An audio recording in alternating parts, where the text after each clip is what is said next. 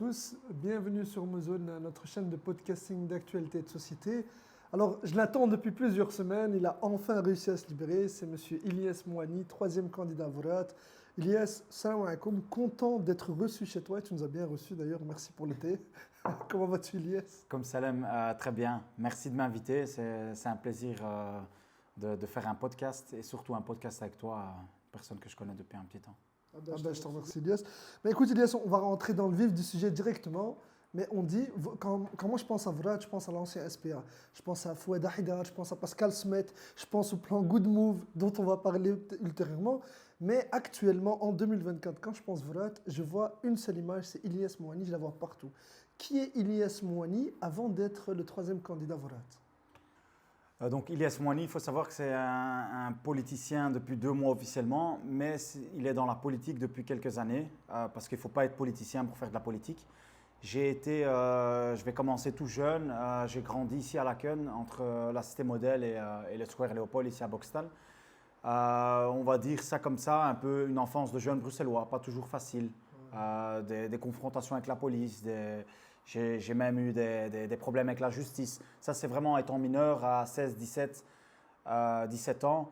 Et puis, il y a un moment donné où le Ilyes, le jeune Ilyes se dit écoute, il faut reprendre ma vie, fallait que je reprenne ma vie en main, tu vois. J'ai réussi via l'école, via le jeugdwerk, donc via le secteur associatif.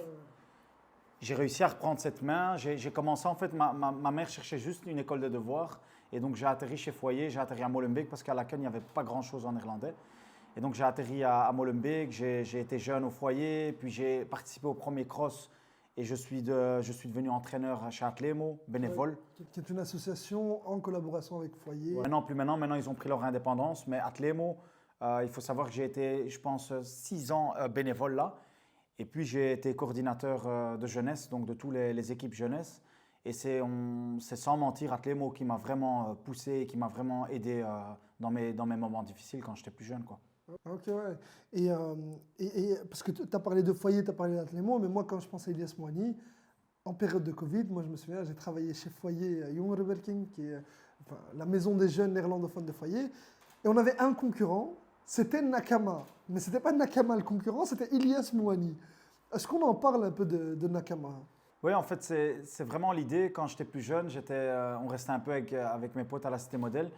Et tu as une phase qui est connue dans toutes les maisons de jeunes à Bruxelles, que ce soit à Molenbeek ou Bravo ou la Classe, c'est que jusqu'à tes 15-16 ans, tu es le bienvenu. Et puis à partir d'un moment où tu opposes plus de résistance, tu es plus, on va dire, une bonne fréquentation, on ne veut plus te garder dans cette maison de jeunes. Parce qu'il y a les enfants qui arrivent, il y a les parents, et ce n'est pas une bonne image, etc. etc. Donc, et je ne qualifie pas du tout bien ce qui s'est passé, mais à Boxtal, la maison de jeunes était brûlée quand on était plus jeune. Je n'étais pas présent. À la Cité Modèle, elle a été pillée. À la chaussée d'Anvers, aussi la même chose. La maison de jeunes était pillée et ils sont partis. Maintenant, ils sont à Maritime. J'ai oublié le nom de la SBL. Mais donc, il y a toujours eu cette phase de « t'es plus le bienvenu ».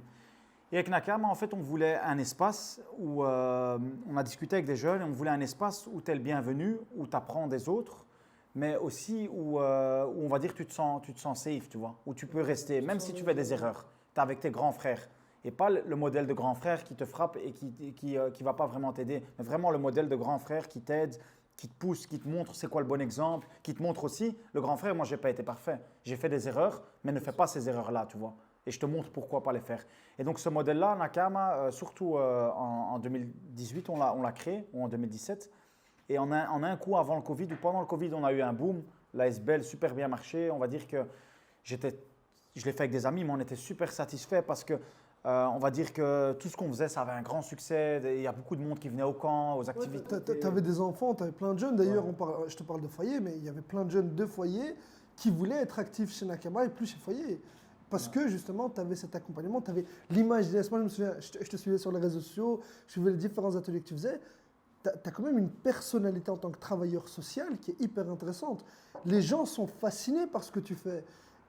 Tu penses que c'est lié à quoi? C'est lié à ton vécu ou tout simplement parce que tu as osé faire quelque chose que d'autres n'ont pas voulu faire?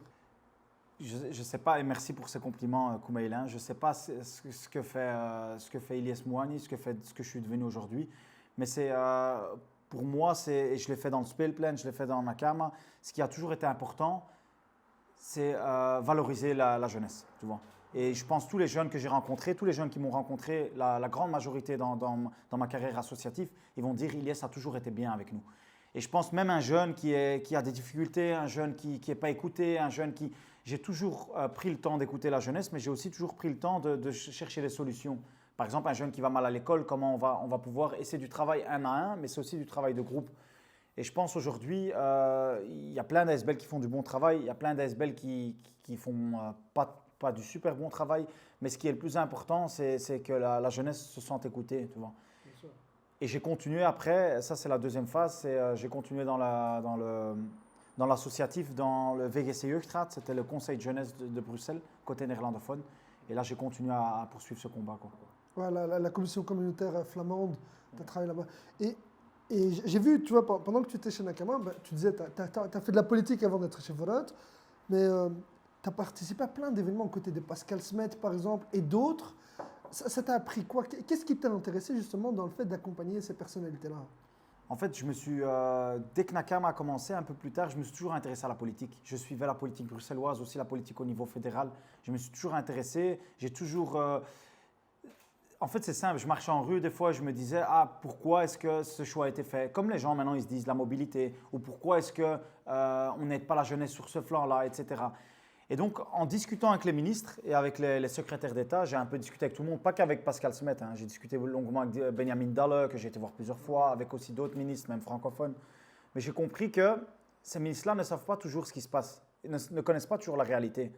Et ce n'est pas de leur faute, ils sont un peu loin du terrain, ils ont, on va dire, plus trop l'âge d'être vraiment là avec la jeunesse.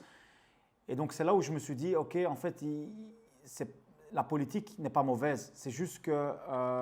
les politiciens manquent de connexion avec le terrain. Ils manquent de connexion, ils manquent de réalité, ils ne savent pas les choses. J'ai déjà assisté à des réunions avec des politiciens, des cabinets, même Binnen Landsezak, de la ministre de l'Intérieur, où il y a des problèmes.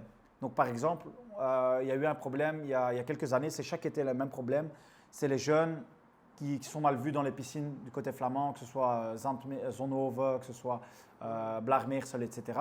Et donc, j'ai assisté à une des réunions où ils disent, écoutez, il y a tel et tel problème, on va mettre telle et telle solution. Par exemple, dans ce cas-là, ils voulaient faire en sorte qu'il y ait une blacklist dans les piscines flamandes. Écoute, pour moi, la blacklist, ce n'est pas une solution si tu veux résoudre le problème. C'est intéressant ça, ce que tu dis. Qu'est-ce que tu veux dire par là? Ils voulaient faire une blacklist. Ça veut dire que des jeunes qui viendraient par exemple de Bruxelles, on les interdit automatiquement ou c'est comment? Ouais, c'est exactement ça. Donc, pas des jeunes qui viennent de Bruxelles, mais des jeunes. Imaginons, tu vas avec tes amis, tu vas à la piscine et vous êtes un groupe de 10. Il y a un groupe à côté de vous, ils ont des problèmes avec la sécurité. On sait très bien, j'ai été aussi jeune, ils prennent tout le monde en même temps, tout le monde dans le même sac. Donc, vous tous dehors. Ils vous prennent vos cartes d'identité. La prochaine fois, le groupe de 30, vous pouvez tous parvenir. Ce qui fait qu'après 1 an, après 2 ans, tu es blacklisté de je ne sais combien de piscines. Il y a des fois où tu es dans le train, il y a un groupe à côté de toi, ou des fois même, ça peut arriver, tu es dans le train, tu es avec un groupe, tu as quelques jeunes qui font des bêtises, eux, ils vont prendre tout le groupe, ça n'existe pas prendre un individu. Donc ça veut dire qu'après un moment, tu n'es plus la bienvenue. On sait qu'aujourd'hui, nos jeunes, il y en a pour certains qui n'ont pas des situations financières excellentes, donc ils ne peuvent pas aller en vacances, ils ne vont pas chaque année. Il y en a aussi d'autres qui vivent dans des quartiers, dans des appartements comme à la Cité Modèle, où il n'y a pas beaucoup d'espace. Donc ça veut dire que leur seul moyen, c'est d'être dans la rue. Et donc pour eux, le sentiment de vacances, quand ils vont dans ces piscines, c'est vraiment le sentiment de vacances, mais on leur enlève même ça. Alors on leur enlève tout, quoi. Ouais, je comprends parfaitement. Et quand tu as été là, quand tu as participé à ces réunions, c'est quoi que tu leur as dit concrètement pour justement faire valoir ce que tu fais valoir aujourd'hui? Concrètement, c'est donner des solutions, déjà expliquer que… Parce que souvent, ils se mettent du côté de la jeunesse, oui, comment on fait pour que les jeunes se sentent bien, mais en même temps ne soient pas exclus, etc. etc. Mais moi, les solutions que j'ai ramenées concrètement sur la table lors de ces réunions-là, il n'y a pas eu que cette réunion, il y en a eu plein. Il y a eu d'autres, je suppose. C'est… par exemple, dans ce cas-là, blacklisté, moi j'ai rapporté comme solution, et c'est ce qui a été fait à Blankenberg il y a quelques années, pendant le Covid, quand il y a eu la grosse émeute. Grosse bagarre, ouais. Dans ce cas-là, là, je dévie un peu, mais dans ce cas-là, dans cette émeute, qu'est-ce qui se passait? C'est que des jeunes de Blankenberg, des stewards ou des personnes âgées, devaient aller communiquer avec les jeunes, devaient leur dire, par exemple, mettez votre montre masqueur ou prenez distance des autres groupes, etc. Et en soi, les jeunes ne faisaient pas grand-chose de mal, mais c'est la communication. Ils n'arrivaient pas à communiquer avec eux. Qu'est-ce qui se passait? Ils appelaient la police. Ils disaient aux policiers de venir. Et là, voilà, une fois que la police vient, c'est un autre rapport de force et ça s'enflamme. Ce que j'ai fait au Kinépolis, on a eu un film qui est sorti Black il y a 10 ans, où on a eu des super émeutes. D'ailleurs, tu parles du Kinépolis, mais tu as un rôle avec Kinépolis. Oui, j'expliquerai peut-être ça après, parce que c'est encore long à expliquer ma fonction. Mais donc, qu'est-ce qui s'est passé à Blankenberg? Yes et d'autres organisations, dont des individus aussi, dont Brahim Lichou, ils ont fait en sorte d'appeler quelques jeunes de Bruxelles, il y en a eu une quinzaine, aussi de Nakama, mais d'autres organisations, et de les mettre les jours d'été où il fait beau sur la plage à Blankenberg. Ça fait que quand il y a eu des problèmes avec les jeunes, ces éducateurs, on va dire, ou ces jeunes, ils vont discuter avec les jeunes, ils leur disent « Ah, s'il vous plaît, les gars, amusez-vous, mais mettez votre masque ». Même si ça ne va pas, on va dire la tension se calme. Moins de policiers, moins de problèmes, et ça a marché. Donc je leur ai proposé, dans les piscines flamandes, concrètement, dans les périodes d'été, engager des Bruxellois. Il n'y a pas que les Bruxellois, il y a aussi des Français qui viennent, tu vois, on stigmatise souvent les Bruxellois, mais il n'y a pas que. Engager des jeunes qui comprennent la jeunesse, qui savent discuter avec eux. Qui leur ressemblent aussi. Voilà. Ce qu'a fait par exemple la police de Malines il y a quelques années, en engageant beaucoup de jeunes Malinois d'Anversois en tant qu'inspecteur de police pour pouvoir avoir des gens qui ressemblent à la population. Et effectivement, c'est une bonne solution. Je ne suis pas pro dans ce que tu dis. Pourquoi? Parce qu'à Bruxelles, on a aussi essayé de faire ça. Et moi, j'ai personnellement des gens que je connais qui ont travaillé chez la police et la police n'est pas encore prête de les accepter. Tu vois. Ils rentrent dans la police, ils sont pas dans toutes les zones de police, mais pour la plupart, ils sont dégoûtés de ce qui se passe. Ils ressentent du racisme, ils me l'expliquent. Ils ont des problèmes avec des supérieurs. J'ai déjà eu un policier qui m'a raconté noir sur blanc. À la Cité Modèle, quand on vient patrouiller, les premières fois que je viens patrouiller, tu as ses collègues qui lui disent « Allez, vas-y, montre-nous de quoi tu es capable. » En fait, il veut. Et donc, ça veut dire ils sont ni les bienvenus, donc ça veut dire qu'ils sont mal vus par la population, on va dire par les leurs parce qu'ils sont comme des frères. Et mal vus par l'autre côté parce qu'ils ne font pas assez. Et donc, je ne suis pas contre ce truc. Je trouve que d'abord, il faut réformer la police. D'abord, il faut enlever cette omerta et tous ces problèmes dans la police. Et puis, tu peux engager tous ces gens-là. Et souvent, j'entendais cette solution. Oui, engageons des Bruxellois. Oui, mais il faut être prêt pour engager ces Bruxellois, tu vois. Oui, bien sûr, bien sûr. Mais si tu veux, le fait qu'il y ait cette problématique-là avec des jeunes, on va citer le coup Bruxelles parce qu'on est des Bruxellois, mais est-ce que ce n'est pas lié à la politique antérieure à ce qui se passe aujourd'hui? Est-ce que ce n'est pas lié à la politique de ces 20 ou 30 dernières années? Parce que je sais que tu voulais en parler. La politique de ces 20 ou 30 dernières années, tu penses qu'elle a été efficace dans le travail qu'elle a fait, notamment avec les jeunes et l'éducation, etc.? Regarde, moi, c'est simple. J'ai suivi toutes tes interviews, face aux citoyens. Ouais. On met des coups aux politiciens. Ouais. Vous mettez des coups aux politiciens. D'ailleurs, c'est pour ça que je ne veux pas venir. Non, je rigole. Mais le truc, c'est qu'il faut assumer ses erreurs dans le passé. Et tous ces politiciens que j'ai vus arriver, j'ai du grand respect pour tous les politiciens. Et je ne suis pas un gars qui va commencer à polémiquer ou mal parler de qui que ce soit. Parce que quoi qu'il arrive, s'ils sont engagés, c'est bien, tu vois. Que ce soit dans un autre parti. Mais ces politiciens-là, ils n'assument pas les erreurs de leur parti. Ils sont nouveaux, ils sont là depuis 2 mois comme moi, 3 mois. Et quand on leur dit « Ouais, votre parti a fait ça dans le passé », « Ah non, non, parce que… » Non, écoute, SPA, Vorat, a fait des erreurs dans le passé, tout comme chaque parti. Moi, je suis nouveau. Des fois, on m'en parle de ces erreurs-là. Je dis « Oui, c'est une erreur ». Par exemple, à Anvers, et c'est clair, à Anvers, il y a 20 ans ou il y a 15 ans, c'est eux qui ont introduit l'interdiction du voile dans les écoles. C'est une erreur, tu vois. Maintenant, ils veulent rétablir ça, mais tous les partis ont fait des erreurs, il faut le dire.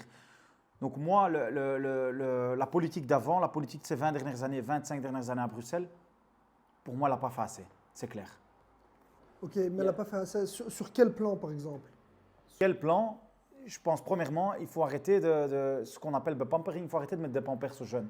Ouais, d'infantiliser les jeunes. Voilà, infantiliser, de leur dire « Oh, les pauvres, on va les aider ». Et cette politique, pour moi, c'est bien parce qu'il y en a qui en ont besoin, mais ça ne doit pas être généralisé, tu vois. Il faut que les jeunes prennent leur avenir en main, il faut que les jeunes prennent les choses en main, il faut que les jeunes deviennent entrepreneurs. Et c'est rare pour un type de Vora de dire, de pousser l'entrepreneuriat.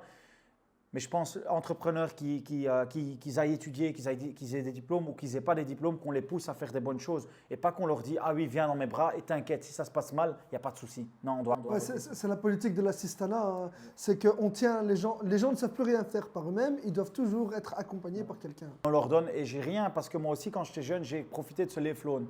Pendant quelques années, j'ai habité tout seul et je touchais le Leefloon du CPS. Je ne sais pas comment ça s'appelle en français. Mais donc, j'ai rien contre ça. Il y a des gens qui en ont besoin. Mais faites en sorte qu'ils ne soient pas dépendants de ça. Rendez-les indépendants. Faites en sorte qu'ils travaillent, faites en sorte qu'ils… Tu vois, et ça, c'est important pour moi. Cette politique des 20-25 dernières années, il y a eu beaucoup de positifs, ça on va le dire, mais il y a aussi eu des choses qu'il faut améliorer. Mais est-ce que c'est pas, comment dire, est-ce que le problème qui se pose aujourd'hui, c'est le fait que les jeunes, à travers les différentes époques, ils n'ont pas eu les mêmes difficultés. Moi aussi, j'exerce un métier où je rencontre beaucoup de jeunes, tu vois. Je fais des interviews avec des gens comme toi, mais je fais aussi des interviews parfois de jeunes et je vais rencontrer des jeunes dans le cadre de mon métier. J'ai l'impression que les jeunes aujourd'hui, ils n'ont pas les mêmes problèmes socio-économiques qu'il y a 20 ou 30 ans. Moi, quand j'étais plus jeune, les jeunes de ma génération étaient réellement pauvres. Aujourd'hui, ils n'ont plus les mêmes difficultés. Moi, je me souviens, les jeunes qui volaient à mon époque, c'était parce qu'ils n'avaient rien à manger. J'ai le souvenir d'un gars, j'habitais à Kurgem, il y avait un gars, tous les dimanches matins, il allait voler des œufs. Il allait voler des œufs et des poules.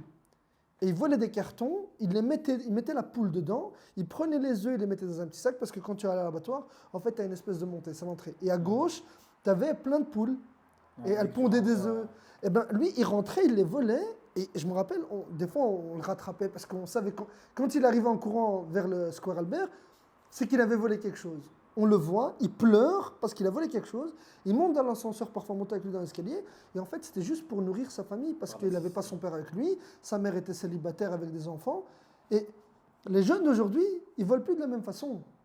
C'est-à-dire que, enfin, ils ne volent plus, j'encourage pas les jeunes à voler, c'est pas ce que je dis, mais je veux juste dire que la situation socio-économique, elle est différente. Aujourd'hui, les jeunes, ils ont tous un smartphone qui coûte plus de 1000 balles, alors certes, ils l'ont acheté à crédit ou ils le payent chaque mois, mais tu as quand même un iPhone à 1500 balles, tu vois. Et en contrepartie, ben, il y a plein d'associations qu'il n'y avait pas avant. Moi, je vois Débrouille, par exemple, que je connais. Débrouille, ils ont, je crois, 8 ou quasi 10 associations sur Bruxelles. Tu as Bravo, qui a je ne sais pas combien d'associations sur Bruxelles. Tu as Nakama, tu as Foyer. Toutes ces associations elles sont présentes pour ces jeunes. Mais est-ce que le problème, il n'est pas chez les parents de ces jeunes? Écoute, là tu m'as lancé dans un long sujet, une longue discussion.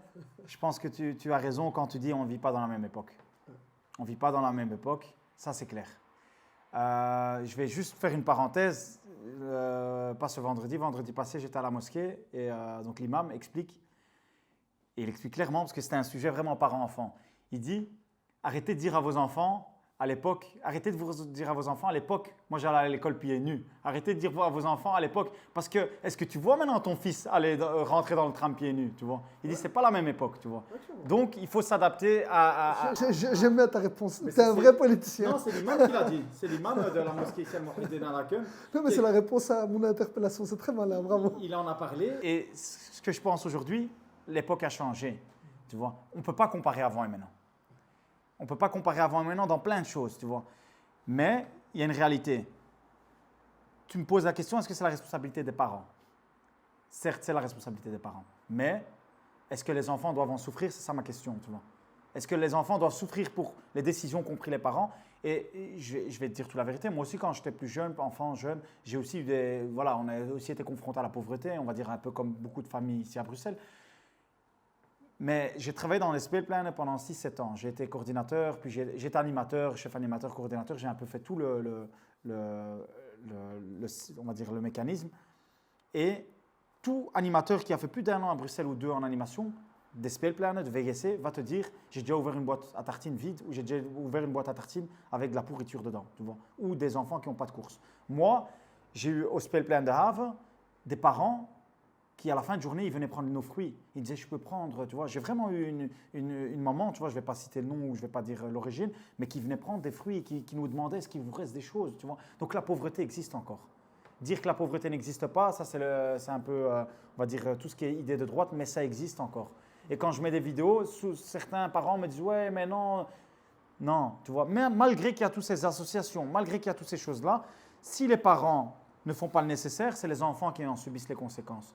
Et ça donne quoi? Ça donne des enfants qui ne savent pas se payer des sorties scolaires, qui ne vont pas à l'école. Ça donne des enfants qui, en primaire, cette gêne, elle n'est pas encore là, mais en secondaire, il y a vraiment la gêne. Tu vois. En primaire, on va dire que même si il a un gars qui a, on va dire un enfant qui a une marque Lu et l'autre qui a une marque, on va dire une sous-marque, ce n'est pas grave. En secondaire, un gars qui arrive sans argent, sans tartine, sans sandwich, ça fait du mal, tu vois. Le gars, après un moment, Il a vraiment l'impression de se dire, il veut vraiment se dire quoi, moi je ne vais plus aller à l'école. Tu vois. On a des enfants, des jeunes qui payent leurs factures tout seuls. Et ce qu'on dit avec Vorod clairement, c'est deux choses. Fais en sorte que tous les enfants en primaire, ils ont des warme maaltijden. Donc ils ont à manger chaud à l'école. Comme ça, les inégalités, déjà, tu les effaces. Et deuxième chose, fais un maximum facture pour le onderwijs. Il y a des écoles, moi j'ai eu le cas, Campus Wemmel, en septembre, tes parents ne sont déjà pas aisés, mais j'ai aussi vécu avec une maman seule, tu vois, une maman divorcée. Et donc tes parents sont déjà pas aisés, mais en septembre, ils doivent en plus payer la scolarité, en plus payer tout ce qui est en septembre, parce qu'il y a plein de frais. Et en plus, ils doivent payer un voyage scolaire qui coûte 3, 4, 500 euros. Moi, j'ai eu des huissiers de justice pour ce voyage scolaire qui m'ont suivi pendant 1 an, tu vois. Ouais, ben, j'imagine, ouais, j'imagine. Mais regarde, je vais rentrer dans un sujet qui est intéressant. C'est qu'effectivement, il faut accompagner les familles pauvres, tu vois. Mais de là à mettre toute la jeunesse bruxelloise, parce que moi, c'est ça qui me dérange aussi, c'est que j'ai l'impression qu'on met toute la jeunesse bruxelloise dans ce groupe de « ouais, on est tous pauvres ». Ouais, ça c'est vrai. Tu vois ce que je veux dire? C'est que moi, par exemple, mes parents, ils m'ont acheté des livres. J'avais plein de livres à la maison. C'est vrai, j'avais pas de console de jeu. Je crois qu'on a eu la PS2 quand la PS4 elle est sortie. Ouais, mais ça c'est du luxe. Mais c'est du luxe. Mais ce que je veux dire par là, c'est que j'ai eu plein d'autres choses que des amis à moi n'ont pas eu. J'étais très très bien, j'étais très aisé, alhamdoulilah. Tu vois, j'ai pas à me plaindre. Par contre, quand on parle de la jeunesse bruxelloise, je ne m'identifie pas à ce discours-là. Moi, j'ai eu des difficultés. Par exemple, moi, ma mère et mon père ne parlaient pas le néerlandais. Mais ils ont tous les deux fait l'effort d'apprendre le néerlandais. Ouais. Donc moi, comme j'étais l'aîné de la famille, c'est moi qui traduisais les documents pour eux, tu vois. On a eu cette difficulté-là, c'est vrai. Aujourd'hui, ben, tu as 1001 associations qui peuvent t'aider à traduire. Et encore mieux, ton téléphone à 1500 balles, il traduit pour toi. Ouais. Tu vois. Donc ça c'est un point. Mais le programme de Vorat et la raison pour laquelle toi, tu t'es focalisé sur ce parti-là et tu dis, moi je vais m'engager chez Vorat. C'est quoi la raison? C'est parce que je ne vais pas citer d'autres partis, mais c'est parce qu'on va dire qu'on est de gauche, clairement de gauche, mais on dit, on veut pousser les jeunes, à entreprendre les jeunes, à étudier les jeunes, à aller travailler. Tu vois, on veut que le Bruxellois soit indépendant, surtout à Bruxelles, mais aussi au national. Par exemple, une idée de Vorat national, c'est que, on va dire, quand tu as un enfant, tout le monde touche les allocations familiales. Mais est-ce que les riches, c'est nécessaire qu'ils touchent les allocations, tu vois? Ils ont déjà assez, tu vois. Ils touchent moins. Non, ils touchent la même chose. De ce que j'entends, je sais pas, peut-être je dois vérifier mes sources, mais de ce que j'entends, c'est le même. C'est pas basé sur le salaire. C'est vraiment basé, tu as un enfant, tu as droit à ça. Ok, ouais. Mais il y a un autre privilège qu'ils n'ont pas, par exemple, c'est la bourse d'études. La bourse d'études, elle est plafonnée en fonction de tes revenus annuels. Ça, c'est bien, mais je trouve que les allocations aussi la même chose. Ça doit être plafonné. Et je vais encore plus loin. Je trouve que les allocations pour les parents qui ont des difficultés, ça ne sert à rien de leur donner les allocations. Mets-les direct dans des choses qui sont intéressantes, dans manger à midi, dans les fournitures scolaires en début d'année. Et ça fait que même si le parent n'est pas responsable et qu'en début d'année, il ne fait pas le nécessaire et à midi, il ne fait pas les tartines nécessaires, ce n'est pas grave. L'école fera en sorte qu'avec tes allocations, on va pouvoir mettre ça sur la table. Tu vois. Ouais, ça, c'est ce que Vorat National dit. Ces derniers temps, j'ai pris une tendance de parler en mode quelqu'un de droite ou d'extrême droite. Ouais. D'ailleurs, j'ai porté un polo rouge et toi le vert. On laissera les gens faire le lien. Mais tu vois, si tu fais ça, moi j'ai l'impression qu'il y a beaucoup de familles qui ont besoin de ça, de cet accompagnement-là, que l'école les aide dans certaines choses. Mais est-ce que tu penses que c'est nécessaire de faire ça sur toute la scolarité? Tu as des enfants, toi, Ilyes? J'ai un fils qui a 10 mois. Allah islah. Moi, j'ai 2 filles. Moi, par exemple, si j'ai une situation compliquée, Amine, j'aimerais bien que l'école m'aide, mais par exemple pendant la maternelle de mon enfant. Et après, que je puisse moi-même, pendant sa primaire et sa secondaire, tu vois, subvenir aux besoins de mon enfant, lui donner un repas chaud, ou là, lui donner des tartines, des sandwichs, peu importe ce que je lui donne, mais j'aimerais bien le faire moi-même. Est-ce que tu penses qu'avec des solutions comme celle qui est proposée, on ne va pas arriver sur des personnes qui vont profiter de toute leur vie, enfin toute la scolarité de leur enfant, du système. Et eux n'auront plus rien à faire, ils vont continuer à profiter des autres luxes qu'ils ont. C'est clair, et je pense que le débat, dès le début, dès qu'on a commencé à discuter de ça, je t'ai dit, la responsabilité est chez les parents. Mais est-ce que les enfants doivent en souffrir? Et là, je te réponds la même chose. Tu vois. La responsabilité est chez les parents. Ces parents-là doivent faire le nécessaire, ils doivent… voilà. Si on ne fait pas le nécessaire, on fait quoi avec ces parents? Je ne vais pas rentrer dans des discours de droite. Je pense que… La problématique, elle se pose là. C'est que tu as des parents qui ne sont pas responsables, mais qui aiment leurs enfants. Moi, j'aurais préféré qu'on accompagne ces parents-là. Tu passes maintenant un samedi à 22, 23 heures, ou je ne sais, même minuit, tu passes dans différents quartiers. Que que ce soit les 5 blocs, que ce soit Chaussée de Ninove. Combien d'enfants tu vois dans la rue qui sont là, des enfants, tu vois. Et en plus maintenant, c'est pas que de notre communauté, on va dire les Marocains, il y a aussi des Syriens, il y a aussi des, tu vois, il y a un peu de tout. Et donc, qu'est-ce qu'on fait avec ses parents, tu vois, c'est la grande question. Et moi, je ne doute pas, parce que l'extrême droite te dira ses parents n'aiment pas leurs enfants, c'est pour ça qu'ils sont dehors. Moi, je ne doute pas que les parents aiment leurs enfants. Je pense que, comme tu l'as très bien dit, parfois la maison, elle est tellement petite, tellement insalubre, que le seul moyen pour s'occuper de leurs enfants, c'est de les laisser dehors. Ouais. Mais je pense que la problématique, en fait, elle est qu'au bout d'un moment, l'État aussi doit accompagner les parents, pas uniquement les enfants. Ce que tu dis, c'est très bien d'accompagner les jeunes. On a besoin. Moi, je pense qu'on a besoin de tout ce que vous revendiquez, on en a besoin. Absolument. Mais on a aussi besoin de responsabiliser les parents. Ouais. Et pas forcément dans une approche de sanction. Hein, parce que, non, mais je suis d'accord avec toi, Koumaï. Je suis d'accord, il faut travailler sur les deux flancs. Les enfants, faire en sorte qu'ils soient bien, et les parents, faire en sorte qu'ils soient responsabilisés. Ça, je suis tout à fait d'accord. Parce que moi, je vois, voilà, maintenant, j'ai mon fils qui a 10 mois, et mais je me vois mal ne pas l'envoyer avec quelque chose à l'école. Mais après, alhamdoulilah, on a évolué. Comme tu as dit, les générations ont évolué. Maintenant, on va dire qu'on a, à l'époque de nos... Parce que moi, mes grands-parents, ils sont arrivés, c'est la première génération, tu vois, ils sont arrivés ici dans les années 60. Et eux, ils avaient 11 enfants, ils avaient des difficultés, ils devaient subvenir aux besoins de tous leurs enfants. Et on va dire que c'était pas comme maintenant. Maintenant, les parents, ils font des enfants, 2 enfants, 10 ans plus tard, ils font 2 enfants. Non, là, c'était, on va dire, 11 enfants de 10 mois de différence. Bien sûr. Et donc, la génération a changé, mais je pense aujourd'hui, la pauvreté existe encore à Bruxelles, tu vois. Ouais, parce que dire que ça n'existe pas, je pense que c'est injuste. C'est injuste envers les familles pauvres, ouais, bien sûr. Mais tu vois, on parle des enfants et des parents, mais il y a un projet qu'on attribue à Vorat depuis plusieurs semaines. Hier, j'ai reçu celle qui représente ton polo. Mon polo. La cosse, c'est un crocodile. Elle n'était pas loin. C'est la coprésidente des colos, Raja Mawan. Elle disait que le projet qui crée une catastrophe à Bruxelles, on en a parlé, je t'ai entendu parler dans tes vidéos aussi de ça, c'est le plan mobilité ou le plan Good Move. On dit que le plan Good Move, celui qui était à l'origine, il est de Vorat, c'est Pascal Smet, aux côtés de qui tu étais il y a quelques années. Et encore maintenant, hein. Mais il y a un super grand mystère avec ce plan Good Move. C'est que quand j'entends les gens, il appartient à personne. Ouais. Donc tout le monde, déjà premièrement, il y a une majorité qui l'a pris. Mais j'ai l'impression qu'il appartient à personne et que les gens n'assument pas leurs responsabilités. Il faut savoir, et l'histoire est vraie, on peut aller vérifier, ce n'est pas des mensonges, que le plan a été déposé par Pascal Smet, c'est vrai. Et Pascal Smet est aussi, on va dire, voilà, il est pour la mobilité à Bruxelles, il est arrivé il y a 20 ans ici à Bruxelles, il a mis en œuvre le piétonnier et d'autres grands projets, la place Flagey, la place du Miroir, la place Rogier, tu vois, toutes ces places-là. Il a mis après, il n'a pas été réélu. Donc en 2019, il n'a pas été réélu en tant que ministre. Donc là, ça fait 5 ans que c'est Groen Elke van den Brand qui est ministre, qui a mis ce plan Good Move en œuvre. C'est elle qui a demandé aux communes de mettre en œuvre ce plan. Donc, qu'on dise c'est Pascal Smet, c'est incorrect, c'est faux. Tu vois, c'est pas Pascal Smet qui a été ministre de la Mobilité depuis 5 ans.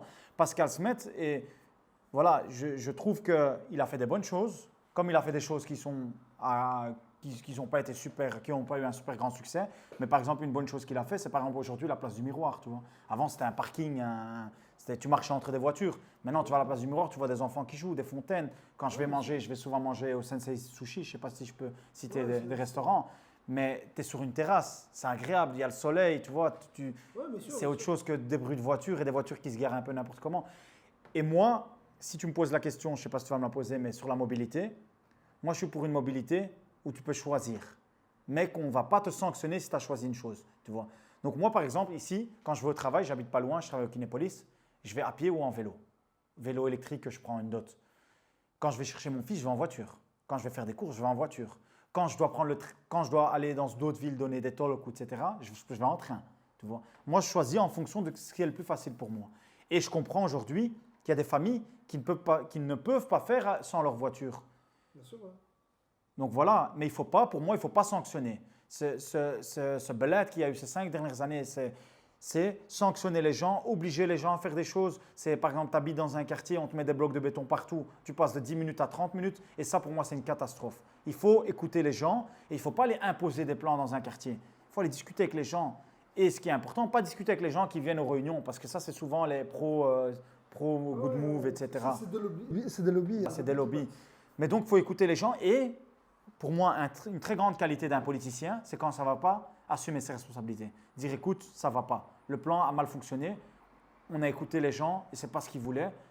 Modifier les choses. Mais aujourd'hui, les politiciens, ils sont tellement têtus et ils sont tellement menteurs, avec toute honnêteté, qu'ils se disent, ils poussent le bouchon jusqu'au bout. Et quand au bout, ils voient que ça n'a pas fonctionné, ils disent « Ah non, mais ce n'est pas nous, c'est lui, c'est Pascal Smet en l'occurrence, tu vois. Ouais. » Non, ce n'est pas correct. Donc, est-ce qu'on peut dire que le plan Good Move tel qu'il est concrétisé aujourd'hui, c'est le plan que Pascal Smet a soumis ou pas?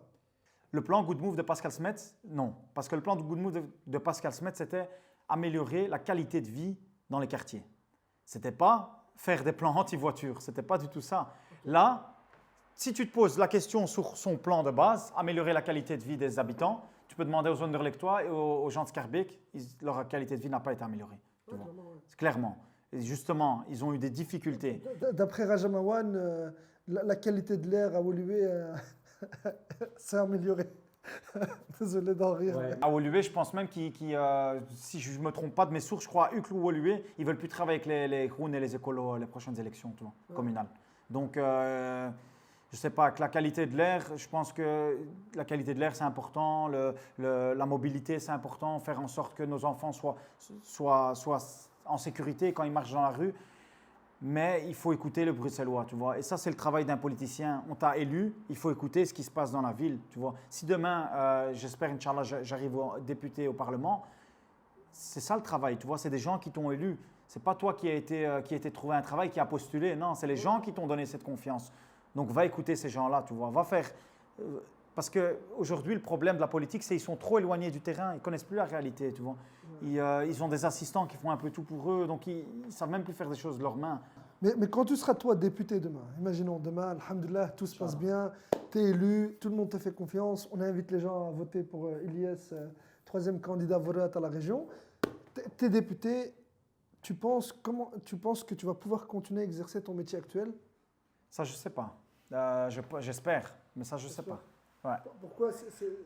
C'est une question que je me pose parce que je me dis, c'est bien de garder les pieds sur terre, tu vois, d'exercer ton métier et puis de faire un peu de politique à côté. Tu penses que c'est un truc que tu aimerais faire ou tu ne sais pas encore pour l'instant? Je serais vraiment très triste de devoir quitter mon job. On avait une ministre fédérale, Myriam Kittir, qui travaillait toujours chez Ford Genk alors qu'elle était ministre fédérale. Tu vois, elle avait encore un mi-temps ou quelques heures chez Genk, de ce que j'entends. En fait, pour moi, c'est important que ces politiciens ne perdent pas parce que les années vont défiler et puis tu n'auras plus ce feeling avec la population. Et moi, aujourd'hui, au Kinépolis, je rencontre beaucoup de gens, je rencontre aussi beaucoup de jeunes, je parle avec des gens, tu vois, et ça fait que j'ai le contact encore avec des collègues.